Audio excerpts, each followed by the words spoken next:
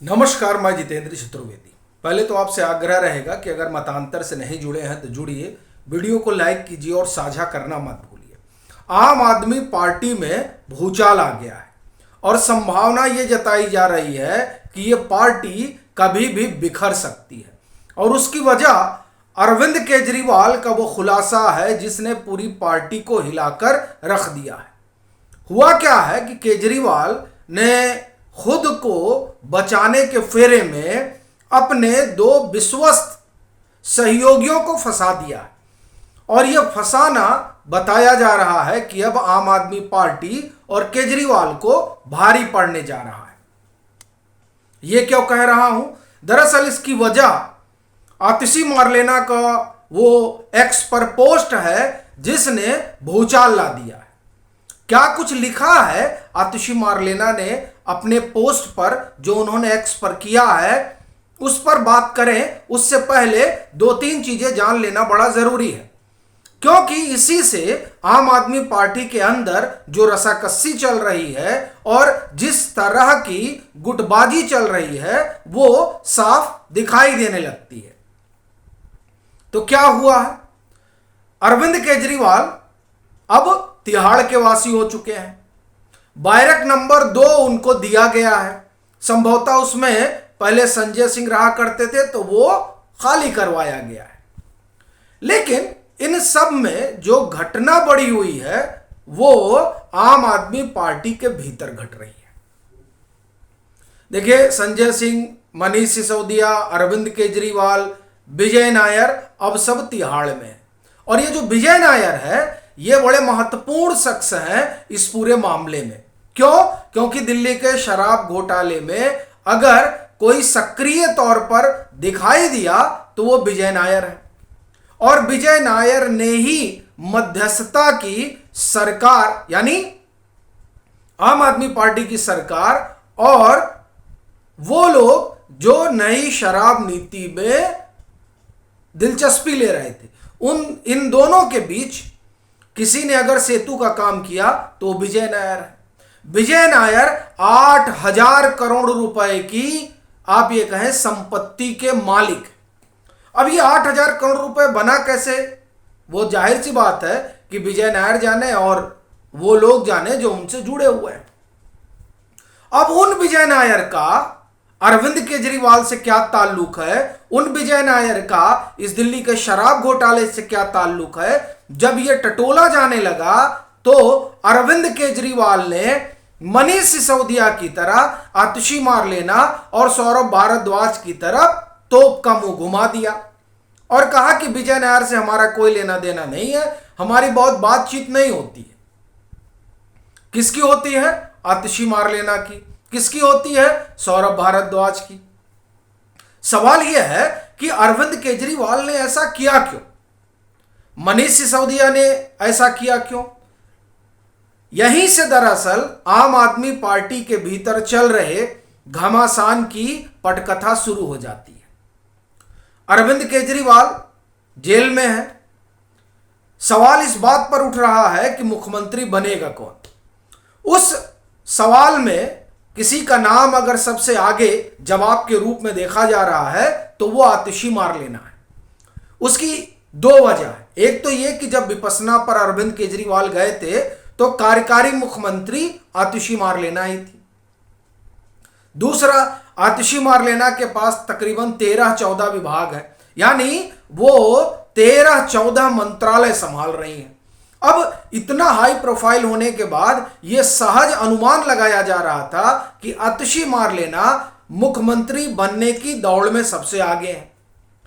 अब अरविंद केजरीवाल, जिन्होंने आप ये कहें कि तमाम दुनिया के ताने सुनकर शीश महल बनवाया, तमाम तरह की जांच पड़ताल से वो गुजर रहे हैं, तो ऐसी स्थिति में अगर मुख्यमंत्री आतिशी मारलेना हो जाती है तो जाहिर सी बात है कि शीश महल में तो मुख्यमंत्री रहेंगे, चूंकि वो मुख्यमंत्री का आवास है। इससे पहले आप देखिए कि जब बतौर डिप्टी सीएम मनीष सिसोदिया ने इस्तीफा दिया था तो उनको मकान खाली करना पड़ा था। तो ऐसी परिस्थिति में अगर आतिशी मार लेना अरविंद केजरीवाल इस्तीफा दें और आतिशी मार लेना मुख्यमंत्री बने तो शीश महल जो है वो खाली करना पड़ेगा, क्योंकि तब तो मुख्यमंत्री वहां रहेंगी प्रोटोकॉल के तहत। तो अरविंद केजरीवाल ने कोई टंटा ही नहीं छोड़ा। उन्होंने कहा कि जो मुख्यमंत्री बनने की रेस में सबसे आगे हैं उन्हीं को सबसे पहले निपटाया जाए। तो ना आतिशी मार लेना की संभावना छोड़ी अरविंद केजरीवाल ने और ना सौरभ भारद्वाज के बनने की कोई संभावना छोड़ी। और वैसे भी ये पहले से कहा जा रहा था कि जिस तरह की चीजें चल रही है उसमें अरविंद केजरीवाल अपने साथ सबको लेकर जाएंगे। और यही वजह है कि हाई कोर्ट ने तो बाकायदे सौरभ भारद्वाज को एक मामले में फटकार भी लगाई और कहा कि आपको तिहाड़ भेज दूंगा। आतिशी मार लेना के लिए तो अरविंद केजरीवाल ने ही संकट खड़ा कर दिया। और उस सब के पीछे की वजह यह बताई जाती है कि साहब शीश महल खाली करना पड़े, क्योंकि अब अरविंद केजरीवाल तिहाड़ चले गए हैं और वो अब जबरिया तौर पर मुख्यमंत्री नहीं रह सकते हैं। एक दूसरा, अरविंद केजरीवाल भी जानते हैं कि इस तरह से चल नहीं पाएगा जेल से सरकार, तो उन्होंने पहले ही भूमिका बनानी शुरू कर दी। कैसी? अपनी पत्नी के जरिए अपना संदेश भेज भेज कर। सुनीता केजरीवाल 3 संदेश भेज चुकी हैं। चौथा, रामलीला मैदान में उन्होंने अपने पति की पाती पढ़ी, यानी पत्र पढ़ा। इस सब के जरिए अरविंद केजरीवाल ये साफ कर चुके हैं कि उनका उत्तराधिकारी कौन होगा।